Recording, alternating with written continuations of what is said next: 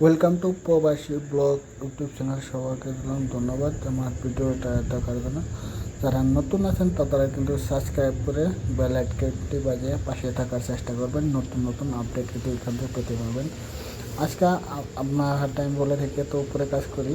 আজকে প্রবাসীদের একটা বাস্তব কিছু চিত্র ধরে রাখবো। যে দেখতেছেন এটা কিন্তু 4 ফ্লোরের উপরে কাজটা চলতেছে। এটা কিন্তু সম্পূর্ণভাবে স্কুলের উপরে কিন্তু কাজটা চলতেছে।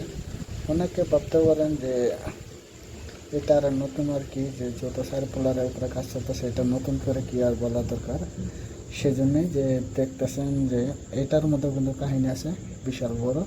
ভিডিওটা অল্প লং হবে, ধৈর্য সহকারে দেখবেন।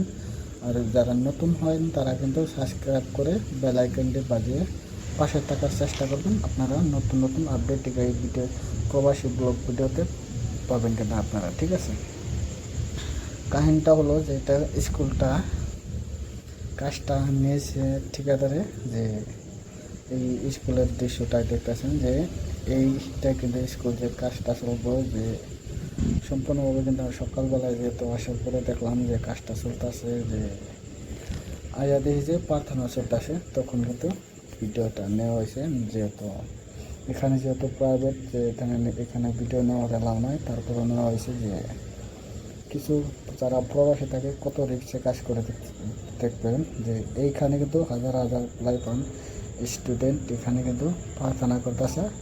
আর আমরা যেহেতু ম্যাডামে আমাকে বলছে যে কাজ বন্ধ রাখ, সেই জন্য কিন্তু বন্ধ রেখেছি। দেখতেছেন সম্পূর্ণভাবে কিন্তু কাজ শেষ বন্ধ করে দিয়েছে। যে এখন কাজ করবো না, যে অল্প প্রবলেম চলতেছে দেখে যে কাজটা এখন করবো না। যে কাজটা না করে কিন্তু আমরা এইভাবে কিন্তু এখন কিন্তু আমরা কাজটা চলে গেতেছি। যে কোনোভাবেই কিন্তু আমরা এটা সোল্ভ করে লাগবো, যেহেতু ঠিকাদার কাজটা নিয়েছে। আর আমাদের ইচ্ছা হলো যে এই কাজটা কমপ্লিট করতে গেলে 10 দিন 12 দিন লাগবে। আর মেন সমস্যা হলো যে এখন স্কুল চালু হয়েছে, এখন উপরে কাজ করতেছি, অনেকটা রিক্স। যেহেতু একটা শিলা পড়ে যায়, বাচ্চা পোলাহান বড়ো পোলাহান এখান থেকে 1 থেকে নিয়ে 9 পর্যন্ত ক্লাস, ঠিক আছে। এই ক্লাসে এখন তো বড় দিকে আমরা বলবো যে তারা বাইরে আসিস না, তারা কিন্তু আসবে না। যারা ছোটো কিনা যে 1 3 4 পোলাহান, তারা কিন্তু মানবে না এগুলা।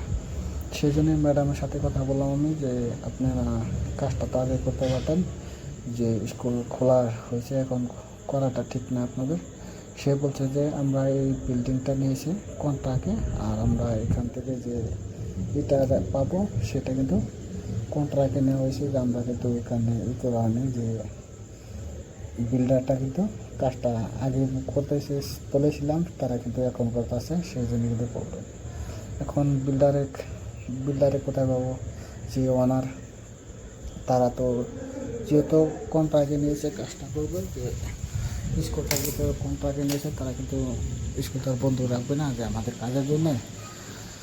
এখন এটাই যে প্রবলেমটা। অনেকে বলতে পারেন যে ভাই এইভাবে কাজটা না করলেও পারতেন। এখন দেখেন যে প্রবলেম হলো যে আমাদের এটাই কিন্তু সবথেকে বেশি প্রবলেম, যে আমরা এটা কীভাবে ওরা সলভ করবো। এটা কিন্তু আমাদের যেহেতু ওনারের ঠিকাদার নিয়েছে। এই যে বগা মানুষটা দেখছেন তার লাগে আমি কথা বললাম, সে কিন্তু এখানে এইগুলো কয় ডিরেক্টর, তারা কিন্তু সব লাইবান মেনটেন করে। সে তাকে আমি বললাম যে কাজটা এখানে যেহেতু কাজ করতে লাগে, তো বাচ্চা বললাম তাদেরকে সামলাবি তোরা যতটুকু পারিস, আর আমার স্টাফকে বলে দেবো যতটুকু সম্ভব হয় যে সামলানোর কাজটা করবেন। দেখেন আধা ধরে কিন্তু হয়ে গেছে অলরেডি। ওই দেখছেন সব প্লাবেন কিন্তু বসে রয়েছে, যেহেতু প্রার্থনা চলতেছে বাইরে, তারা কিন্তু বাইরে প্রার্থনা দেয়। সেই জন্য কিন্তু এখন দেখবেন যে আমরা তাকে বলেছি যে তো বাইরে ভিতরে নেট লাগাই দিতে, যে নেট লাগাই দিতে যাতে খিলা না যায়, ঠিক আছে। ধন্যবাদ।